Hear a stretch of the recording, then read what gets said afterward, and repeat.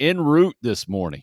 Perry Orth joining us on the road. Perry, where are you headed, man? Or is this to an undisclosed location that you can't let everybody know? No, I'm heading to work. It's funny how things stack up throughout the day, so I thought I'd hop on a few minutes early and talk a little football with you. Great, man. Much appreciated. Hope you're doing well. I know Colin Ball plays at Cardinal Newman. You got a guy 6 touchdowns on Friday night? Yeah, we did. One of the most valuable lessons I learned when I was at AC Flora is the now head coach Ken Floyd. He used to tell me all the time that very few people can actually teach the box, and the box is the offense and defensive line. And with me having Corey Helms as head coach, and he calls himself the head coach, but he's really my offensive line coach. No, I'm just kidding. No, but he does a great job with the kids, and we kept getting a very favorable look in the run game, and we stuck with it. And scored 42 the first week, 58 last week, and trying to keep it rolling. Woo, that's calling some ball plays right there. How is it the first time being the guy that gets to call the plays? Oh, it's awesome, man. It's so fun. But I'll tell you, as a play caller, you're only as good. You're really only as good as the players that you have. Scheme is great, but watching the film from Friday's game, there were a lot of run plays that I called that really weren't there. But running back making people miss, and guys making really, really key blocks to spring the running back free. You can only do so much as a coach, but at the end of the day, I actually really respected this. Coach Muschamp used to say it all the time. This is a player's game, and you can X's and O it up all you want and get kids mentally ready to go, but they're the ones that actually have to go out and do it. So we try to have fun, but we also try to coach them and do it the right way. Well, let's transition that to Gamecock football, shall we? With an interesting offensive performance. I think it was an interesting first game. Always it will be from a Gamecock perspective.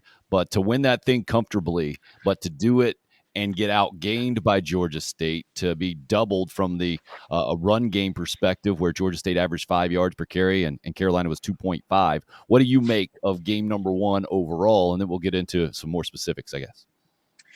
Yeah, I thought the offense was going to come out a little bit more spread and trying to throw it. Now, Georgia State on film could have given really good run looks, so you kind of have to take that with a grain of salt. This is me speaking from a fan's perspective. We want to see Rattler sling the ball all over the field. But yeah, I think that special teams played great defense. I mean, Georgia State, they did have 5 yards of carry. They ran it every play, basically. I thought the defense played phenomenal. I think they only gave up 300 yards and some change. Offensively, I think we did some good things. I think, a couple of those turnovers, I know Rattler he probably wishes he'd have back. But, the Georgia State threw everything at us that they possibly could. And it's hard because, you sit there and you prep for a game all off season expecting to see a certain look. Well, you get out to the actual game and the look is different than what you've been practicing. You're seeing different blitzes. You're seeing different numbers. You're seeing different, all sorts of different things. And it can kind of throw you off from an offensive standpoint. And because it's still early, a lot of offenses are still working on kind of grooving together. And so it just takes time. Now, I won't be able to use those same excuses in 3 or 4 weeks, right? But we hope that offensive unit will progress. And unfortunately, they don't really have, the next 2 games are not 2 teams that you want to try to progress against, right? I mean, you got to strap it up and play football, because if not, then you'll lose. But hey, that's the nature of this conference, and that's why the kids come to play here and the coaches come to coach here. So what can you see in week number 2 that would show progress? Is it just the obvious things? You run the football better? You're a little bit more in the passing game? Yeah, my offensive philosophy, it really stems a lot from the way I was coached in high school and in college. And I run to open up the pass. Now, if the run's working, I'm going to ride it, but I'm going to run to open the pass up. I want to spread you out as best as I can. I'm an 11 personnel guy. I like the one tight end and one running back. I want to try to spread you out and then run at you and get the numbers that we want to run it. But I also like to throw the football down the field, and that's not launching deep balls and deep posts every play, but throwing corner routes, throwing those cover two post routes right in the middle of the field, throwing dig routes, throwing curl routes, seam routes, stuff like that. I think that would help us from a South Carolina standpoint in the run game as well, just loosening them up a little bit. And then, I think I talked about it last year. You got two different types of run games. You've got the zone run game and then the gap scheme run game, which is gap scheme is, you're blocking double teams and pulling somebody around like a power or a counter. Then zone, you have, outside zone where you're trying to get outside, inside zone where you're double teaming, working to the linebackers. But when you play really good defenses, those defensive line are bears, man. They're hard to push, and sometimes it can be a struggle working to the next level. But it'll be interesting to see what we do different. I know that we did a lot of both at the end of the season, and we saw a great improvement in the run game. I'll be interested to see how they come out and play versus Arkansas. Arkansas on the back end, just from watching them last year, they run some different things. Like they line up with three safeties back. And I'm almost positive they play with an odd front. So they're three down. They got three in the back. So they got five underneath. And they really just try to keep everything in front. And it's a Barry Odom defense. So they're going to be good. They're going to be well coached and disciplined. We're going to have to execute and take what the defense gives us, if we want to go out and score the points that we did. Cincinnati had some success on them last week. And I think that we can always take a few things from the week previous, put that in our arsenal, and get out there and get ready to run that against them too. So very hopeful that we come out and play well. Arkansas also has a couple of safeties injured right now. Not sure whether they're going to get in the game or not, and how they might be able to be exploited on the back end, like you're talking about there. When you hear from Shane Beamer, when you just heard from Marcus Satterfield that you get whipped on the perimeter from an offensive standpoint when you're South Carolina against Georgia State, what does that mean to you? Yeah, I don't think the receivers must have been engaged in the run game as far as run blocking, right? Everybody has to block. You think run game, you think offensive line. Well, the blocks on the perimeter are what spring the running back to go in and scoring touchdowns, right? Offensive line gets the back to the next level. The receivers have to get the running back to the end zone. And if the receivers are not engaged blocking, then you're not going to have those big explosive plays. Now, I hopped on right when you were talking about the press conference. Don't look into the words "whipped our butt" like we got outmanned or manhandled, right? It's more of it sounds like that they weren't engaged in what they were trying to do. And sometimes, you go out and you play a lesser opponent and you're not as mentally engaged as you probably should be. So hopefully we are Saturday, because, Lord knows we're going to need it. Yeah, the numbers don't bode well for South Carolina. I think I saw pop up on social media the last time the Gamecocks went on the road and defeated a ranked SEC West opponent was in 2001. It's a difficult task for sure. And the matchup specifically in this one, I think, for most of us looking at this thing, doesn't seem like a good one, with Arkansas doing what they do so well. A guy like KJ Jefferson, who led them in rushing last year from the quarterback position, 245 pounds, just kind of a big mauler. What do you make of the Arkansas QB? Yeah, he's grown a lot. Just watching their game on Saturday, they talked about he's lost some weight. He's a little bit more agile on his feet. He's obviously still enormous. So they're going to still run the exact same offense that they always have. But, looks like he was able to throw the ball down the field a little bit better than he normally does as well. So, from a defensive standpoint, We've got no choice. We've got to find a way to take him out of the run game. It's a difficult task because he is such a big part of it. But if we allow him to run those QB powers and then pull up and throw those quick pop passes, it's going to be a long night. They scored 31 on Saturday, and they scored a bunch against Penn State in the bowl game, and now he's a little bit more experience. He's had a whole off season to learn and rewatch games from last year. This is a tough task, and then going down there and playing in Fayetteville, and I mean that fan base is fired up about Arkansas football right now. They, I think they're 16, if I'm not mistaken, right, Mhm. number 16. So that's going to be a packed house. It's going to be a wild environment, and we've got to be ready to go, because this is already week 2. This is such a pivotal game for our season that if we go out there and win, the trajectory that it puts us on the rest of the year it's great. We go out there and lose, and it's not as good as maybe we had all hoped for and still hope for, right? And there's still plenty of things that we can do on the back end to make it up and still make it a great year. But when you're looking at Arkansas and Georgia, and you play a couple other smaller schools, and then A&M, those are some tall tasks that you have to get ready for. So this is an enormous game Saturday.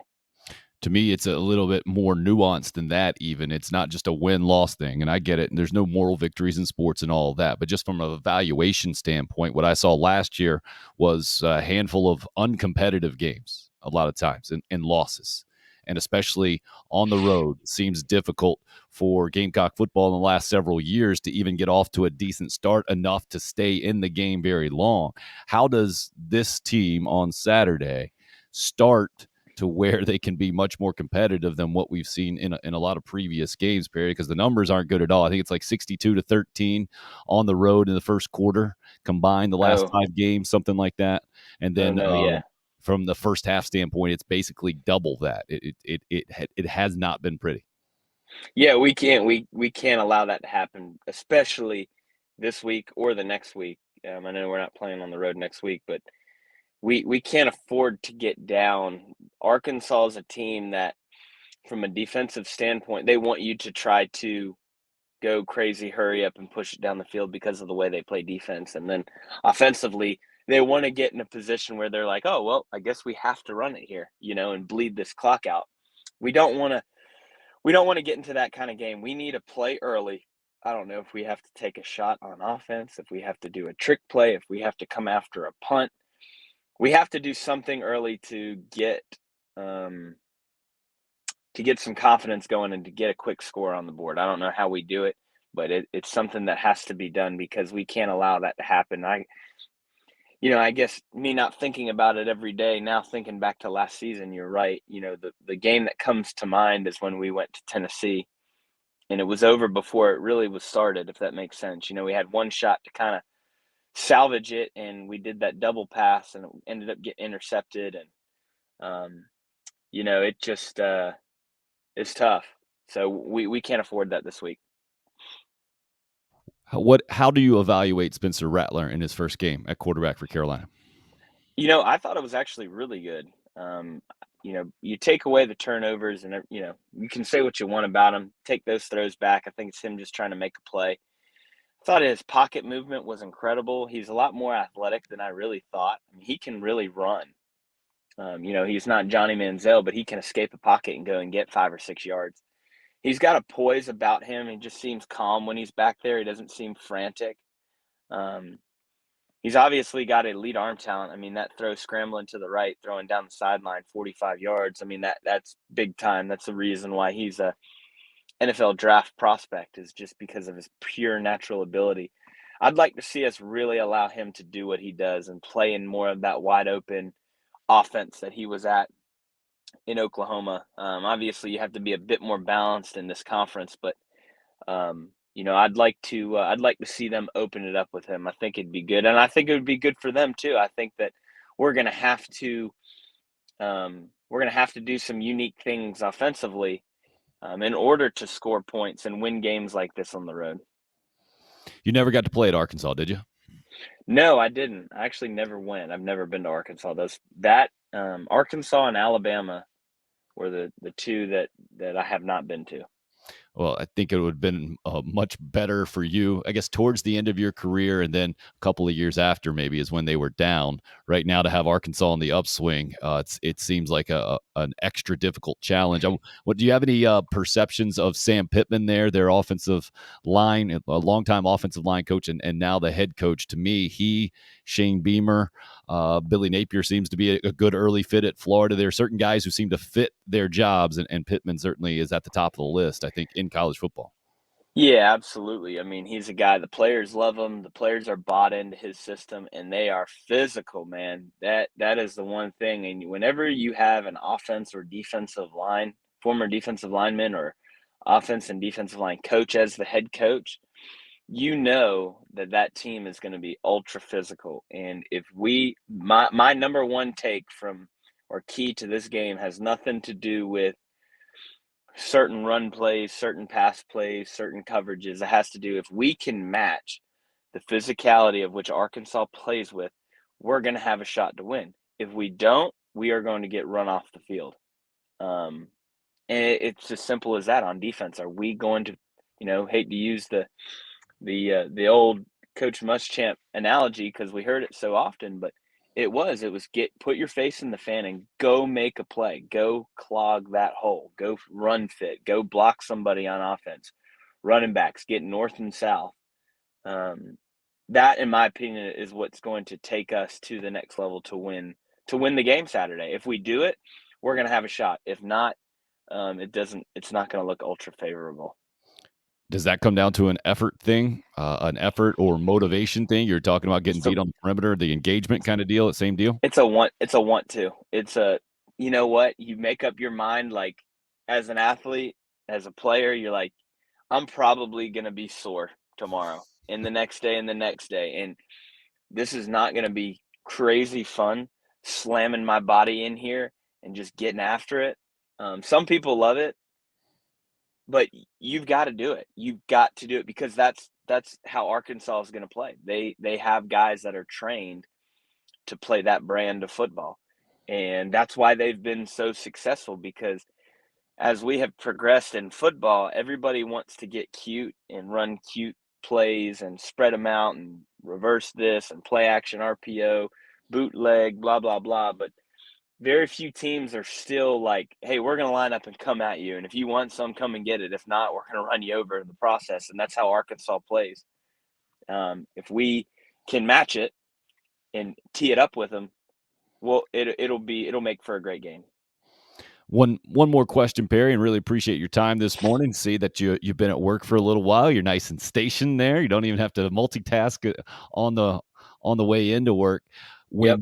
When you hear from Gamecock coaches after the game, now they know a little bit more about what their quarterback, what he can take into a game, and how they need to narrow it down even more.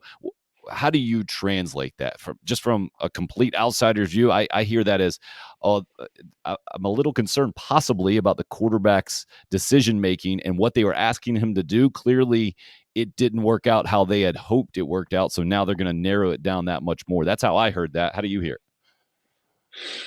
Well, yeah, actually, I didn't hear the quote, but to go based off of what you said, um, it's hard to say. Here's what I do, and here's what I liked as a player. And like I said, a lot of what I base my coaching off of is what I was coached to do. We're going to start the week off with a lot of plays in practice. We are going to have, you know, 15 to 20 pass plays and 10 run plays, right? We're going to have 10 formations. Then as the week goes on, we are going to continue to trim it back, trim it back. What do we feel comfortable with going into the game? So starting on Monday, from Monday to Friday, we go from 20 pass plays to about 10, from 10 run plays to about 6. And then we just cycle those around through different formations and tagging some motions and all that good stuff. Most importantly, if you want your offense to be successful, you have to have the quarterback in a relaxed state. You have to have him confident going into the game, knowing that he knows that this game plan that you've put in front of him has plays that are going to work and help him to where he doesn't have to progress from 1 to 2 to 3 to 4 to find an open receiver. It can just be 1-2 open guy, bang, balls out. Let's move on to the next play. If not, if you're throwing a bunch on him and making him make checks at the line of scrimmage and slide in protection and doing this and doing that, it just becomes cloudy. And now he's thinking and not playing. You want your guys to play. If you got to run base plays, then run base plays and let them just go and play football. Because at the end of the day, I say it all the time, cover 3 is cover 3. I don't care if you're playing Northwood Academy or you're playing the New England Patriots. There's going to be one high safety. Both corners are going to be off playing the deep third. So how can we attack that coverage in a way that our quarterback can understand it to get the ball out on time to where it's almost instinctual versus him having to go out there and process every second for a 3.5-hour football game. There anything that Gamecock fans can look to early on in the game where you will see it and say, yep, I think these boys came to play today, or nah, I'm not so sure this is going to work out? First couple plays, both sides of the football, if we're on defense and our guys are filling and cracking their guys at the line of scrimmage, or we're running the ball and we hit a bounce and a receiver comes in and cracks a receiver, you see a couple like really big hard hits on our guys. That's when we'll be like, all right, boys are ready to go. They get the ball and they start just 4 yards, 3 yards in a cloud of dust and just pushing our guys down the field. That's when we go, oh man, not good. You'll see, you will be able to see early. You really will. We saw it last year. We saw off the bat whether or not that we were ready to go, and we'll see that same thing Saturday. I'm confident. Those guys, we got a great coaching staff. We got a great group of guys, a great group of men. I've gotten a chance to not know them, but just talk with them. I'm doing a little thing with Gamecocks Plus where I'm interviewing each position coach. We did basically all of defense a couple weeks ago and got to meet Coach Limbo this week, and he just great men, great football minds. They love the kids love them. There's just a positive vibe every time I go to do a shoot over there, and I walk into the building. I'm just like, I don't want to leave right now, so they got a good thing going, man. I expect us to play well. Good stuff, man. Really appreciate the time this morning. Looking forward to chatting with you, getting your thoughts throughout the football season as well. I know you're a busy dude. Get in there, get some work done, man. Sounds good. Appreciate you guys. And check in on my Cardinal Newman Cardinals, man. Friday night before you go to bed, check in on us. You're going for 7 TDs for one guy. Keep the school records coming. No doubt. See you guys. Former Gamecock quarterback Perry Orth this morning.